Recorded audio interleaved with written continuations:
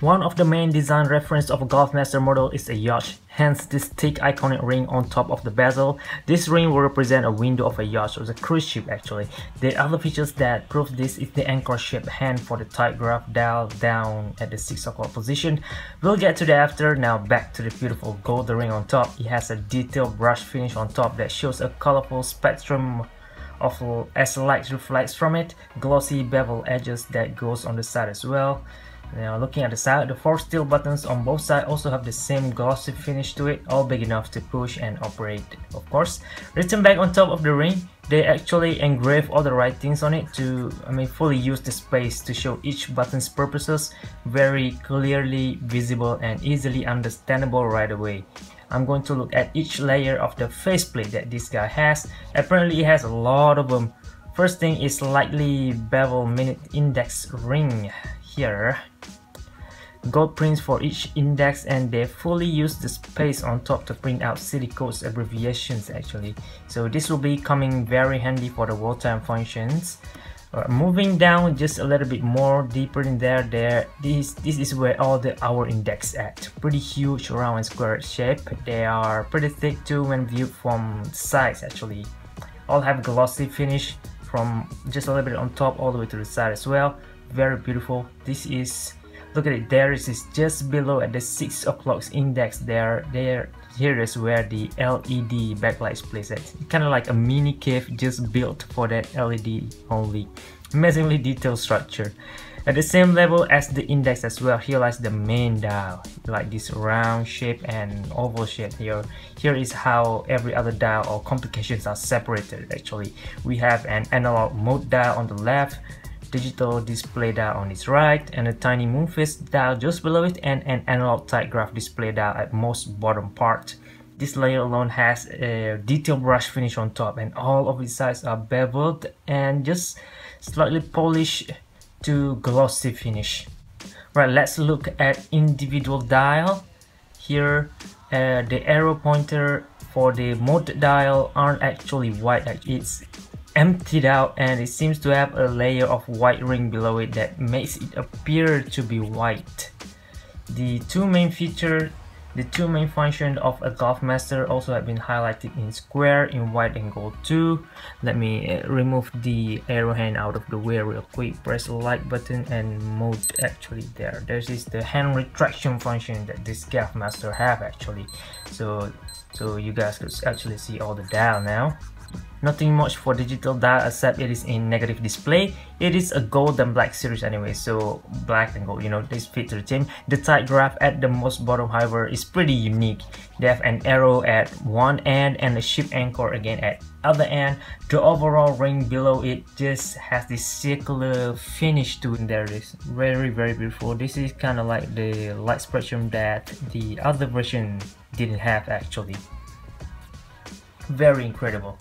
Last layer is, this is similar as a GLX model actually, except a GLX model have a lot more glossy finish and texture to it compared to this GULFMASTER model. Let's look at the gold hand. Let me remove out of the way there. There it is. The second hand kind of look like a little bit brownish there, not kind of look gold as the hour and minute hand.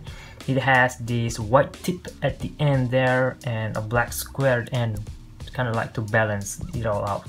The minute and hour hand however are gold, and you can see the layer of kind of loom paint on top of it as well. So again, white tip at the end. The tight graph hand also have a tiny loom tip there, if you notice at the end, very tiny.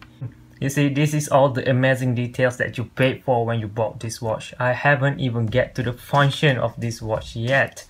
Well, I might need to create a separate 15-minute video just to explain and showing the demonstration on how to use all the complications that this GULFMASTER has actually. But for this clip, I just go through general look for all the functions. Zoom out.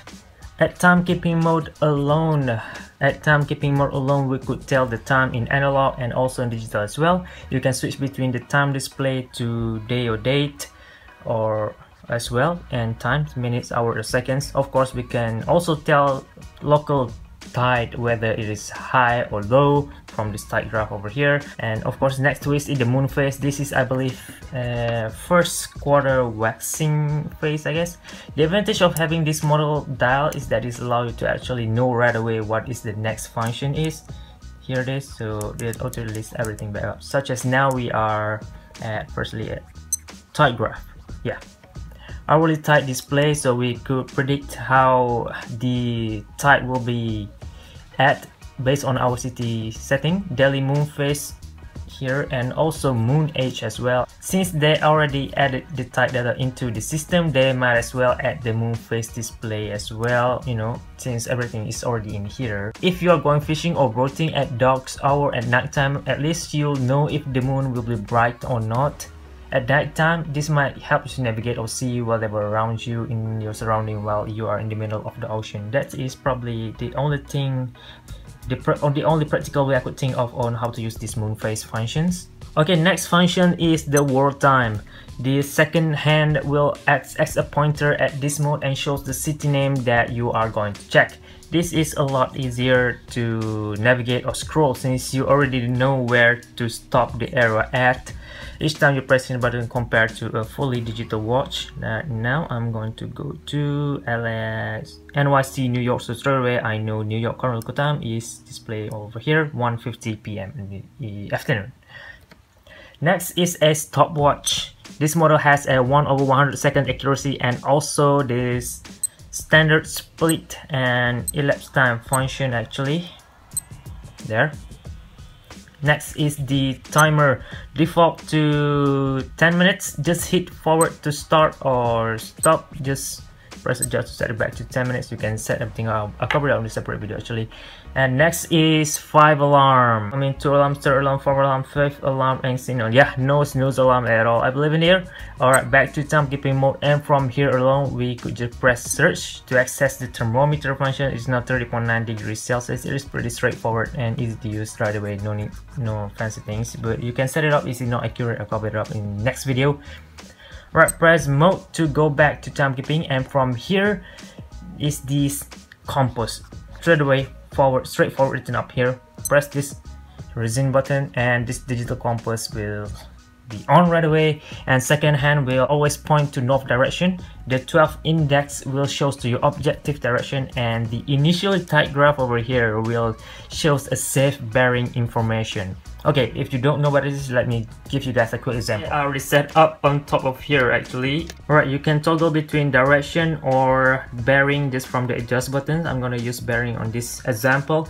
Let's say that G-man over there will be my target location. First thing is I need to point the 12th index here to that G-man and press start the compass. Here it is.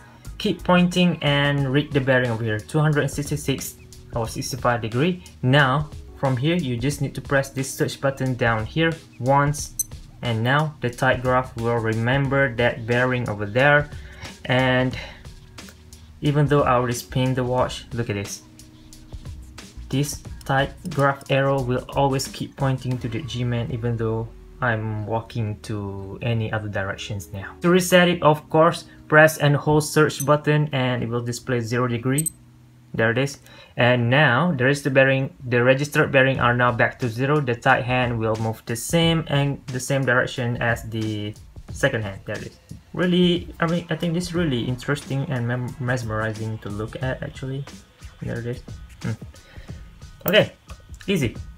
Last but not least is of course the Lume Shot and Super Illuminator. Press the light button. That they clearly write it already, so you know what's up. Just press the light button over there, cover it up. You can clearly see the light turns on even in the well-lit area I am now. This is a very good sign of great illuminator, but let's check it anyway in a dark room.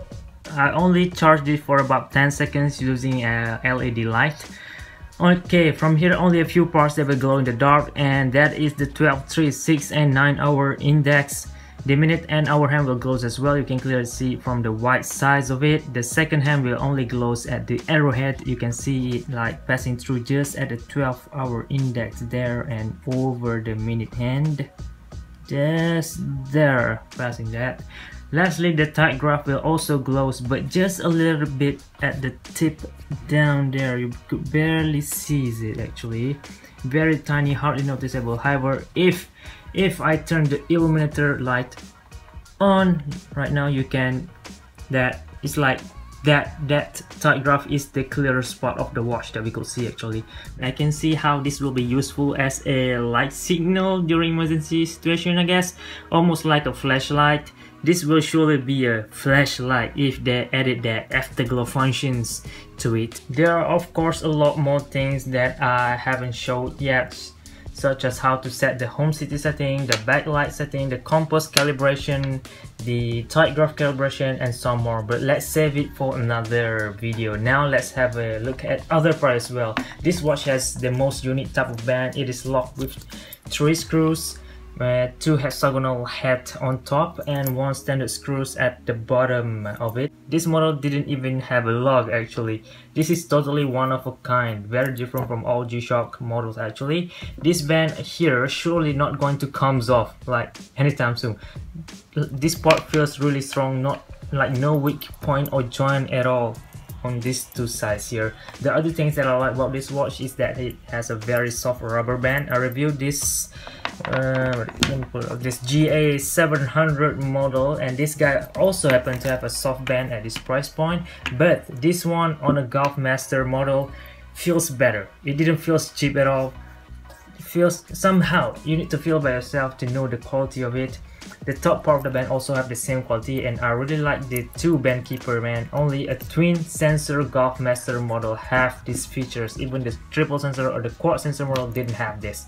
No other master of G as well, I guess, that have this type of features. Yes, stainless steel buckle with huge lock in the middle by Casio Japan. That really feels tough or easy to hold or use while wearing it. Before we get to the fit, just have a quick look at the back plate of this model for the 5443 GN-1000 gold black model, stainless steel back Japan woman case in Thailand, but still have a Casio Japan quality added to it.